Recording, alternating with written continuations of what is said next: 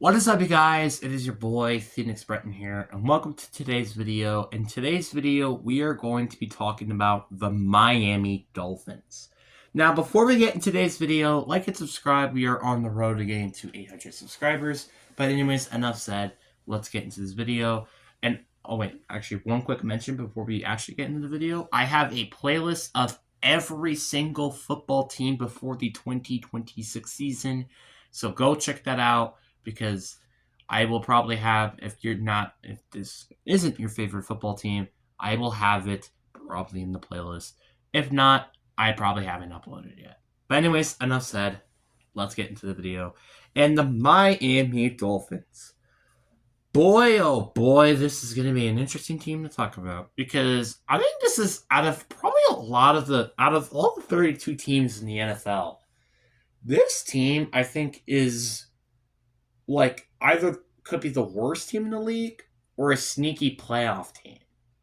Let me personally explain. So the Dolphins had a lot of a rehaul, let's say, at this offseason. They don't have Tyreek Hill anymore. They don't have Jalen Waddle anymore. They don't have Bradley Chubb anymore. They don't have Tua Tagovailoa anymore. They don't even have Minka Fitzpatrick anymore. They don't have a lot of players that were on their roster last year. Which is so interesting to me because this team is now officially, for the second time in this decade, going through another full-blown rebuild. Which this team just cannot catch a break on. And I'm pretty sure this team, by the way, has not won a playoff game since the 2000s. And in fact, let me just double check on that statistic. When was the last time the Dolphins won a playoff game? That would have been, according to Google at least, since 2000 December 30th. That is nearly 26 years ago. 26 years ago. If I was 10 years older, I would literally be 0 years old when that would have happened. Anyway, the point is this team is just, actually it was 20, well, right now it's 25 years ago, and if I was born 10 years earlier, it would have been 1999, so it would have been 1 years old when that happened, actually. So I would have been 1 by that, but you get the point. The point is, I would have been very young if I was born then. So, the Dolphins are just kind of in this mess, and they lost a lot of players in the offseason. I've listed plenty of players that they lost. But they also kind of gained a couple of players to kind of just soften the blow a little bit. They got Tutu Atwell, they got Jalen Tolbert, they also got Malik Willis, which I'll talk about that one a little bit later. And that's kind of about it, actually. Looking at the roster, they don't really have. Also, Darnell Baker Jr., that was another one I missed. But, I mean, looking at the list, they didn't really add anyone else noteworthy. I mean, I guess they also signed Josh Uche too, but that's kind of about it. But let's talk about Malik Willis, because this is a very interesting player. Because obviously he started his career in Tennessee, and he just did not look good in Tennessee, which then he got traded to the Green Bay Packers for a 7th-round draft pick, as what Tennessee and Green Bay Packers fans would probably know. And Jordan Love got injured.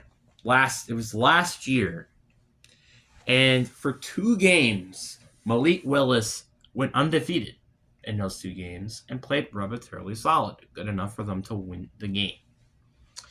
And I think his record as a Packer is I think it's 3-3 or 4-2 or something like that, or 3-2, 4-1. I don't remember, but his record is relatively pretty good for a backup, and he was very good, and especially last season against the Bears and also the Ravens. he was not the fault of those 2 games' losses.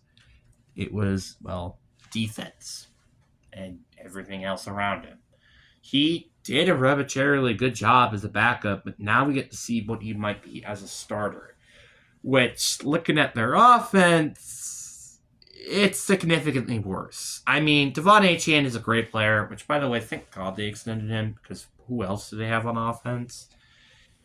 And their receiving core is atrocious. Like, this receiving core is maybe arguably one of the worst receiving cores in the league. I mean, Malik Washington is your WR1 right now. Really, really not good. Like, if we were talking about, like, if we threw, like, let's say hypothetically, like, Jalen Waddle, let's say they didn't trade him, this receiving core would honestly not look that terrible. Like, you have him, Malik Washington, Jalen Tolbert, Tutu Atwell, Kalen Douglas, and Chris Bell, Kevin Coleman Jr., which the last 3 receivers I just listed were all drafted. They also just recently signed Jalen Reagor. Don't know how that's going to go. And also, they also got Tajay Washington. So, yeah, they have a big, like, they have a decent depth. Like, their depth receiving, like, I wouldn't say there's a difference much to their first receiver to their 6th receiver. Like, which is a good thing and a bad thing, depending on how you look at it. Their tight end room is also kind of atrocious with Greg Dutch, and their offensive line is just not great. Their defense, which I'll also talk about their head coach a little bit later, is not good either, by the way. Chop Robertson and Jordan Brooks are the 2 only good prior players from the offseason. Well, and I guess also Kevin Grant, which they added Josh Uche and Chris Johnson to the team, which Chris Johnson is a rookie, so I would imagine he's probably going to struggle in his rookie year because he's a rookie corner, and Josh Uche is Josh Uche. There's not much else I really have to say with this pick. They also did draft Kalen Proctor, who currently is listed at left guard, which, by the way, why, like, if that's really the case, if he will be playing left guard for this team, why the heck are you wasting a 12th overall pick for Kalen Proctor? Because, by the way, I don't know how he would be playing guard. I mean, I guess he could play guard for his rookie season. I mean, that's what they'll probably have his plan on. But this guy is not, like, more built as a guard. Because he is 6'7". Get the joke out of the way. 366 pounds. This man is a freak of nature. And he better not be playing as your guard for the following years. But I assume he will probably play as your guard this season. But it's just like, you kind of get what I mean. I feel like this team has holes all around. Like, their receiving room is a problem. Their tight end room is a problem. Their offensive line is a problem. Their defensive line, though, isn't actually that bad. Like, Zach Ziegler, Kenneth Grant, Chop Robertson, Josh Uche. They're solid front 4, but linebacker is a problem outside of Jordan Brooks and Jacob Rodriguez, which is actually not a bad pick, by the way. Their entire secondary is a problem, besides maybe Chris Johnson, but it's just like, overall, this team just needs to fix this entire roster. Like, this entire roster needs to be fixed, and we know this team needs to be in a rebuild. But I'm going to say this as well. Some people do say that Malik Willis is better than Jordan Love, which I don't know how I feel about that, but I do think he could be potentially on par. I don't know if he's better or not, which I guess we could determine that this season or next season when this team actually has players. And also, the interesting thing about Jeff Hafley, the Packers, when Micah Parsons weren't on the field, they lost every single game, and part of the reason was because of their defense. So I'm very curious to see how he's going to do with that, while also I'm pretty sure he has not done a good job in the college level as a head coach. So I'm very curious to see how he's going to coach. as the Dolphins' brand new head coach.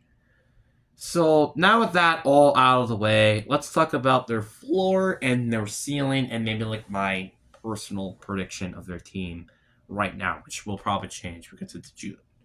So worst case scenario, you're gonna lose to the Raiders on the road. You're gonna lose to the Niners on the road. You're gonna lose to the Chiefs at home. You're gonna lose to the Vikings on the road.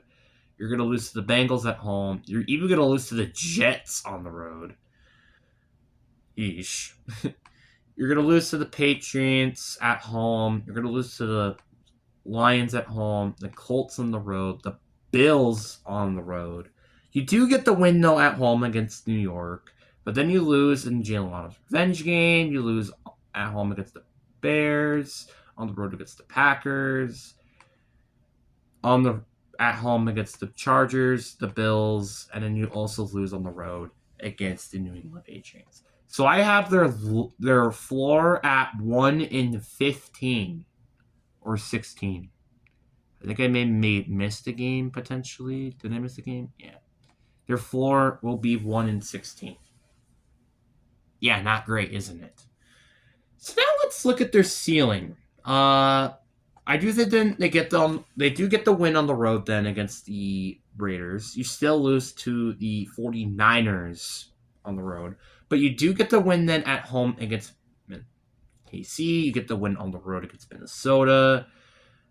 I do think you get the win at home then against Cincinnati, and then you sweep the Jets in the series. You do lose to the Patriots still. I think you still get swept by the Patriots. You still get swept. Actually, no. Yeah, you still get swept by the Bills. You do lose at home against Detroit. You lose on the road against the Colts. You do lose on the road against the Broncos.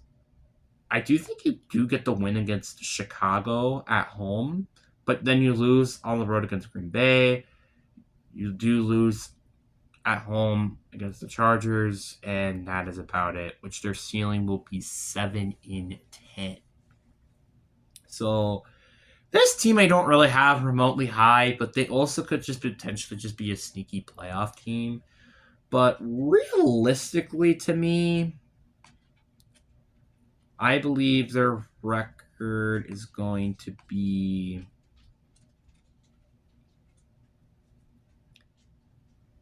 something like, really? Do I really have them going 2-15? Their only games were sweeping the Jets. I think I'll have them 4-13. 4-13, I think, is what their realistic season could be. So yeah, this team could really potentially be one of the worst teams heading into 2026. But you could also say it's kind of because of their schedule. But overall, I think this team is it's not a great team. But anyways, guys, I really do hope you guys enjoyed this video, and I hope you guys have a fantastic day. And I believe this is the last video my last video of this series until my Brenton's Crazy Week officially ends, or I could just be uploading these in between. But anyways, guys, I really do hope you guys enjoyed this video. Peace.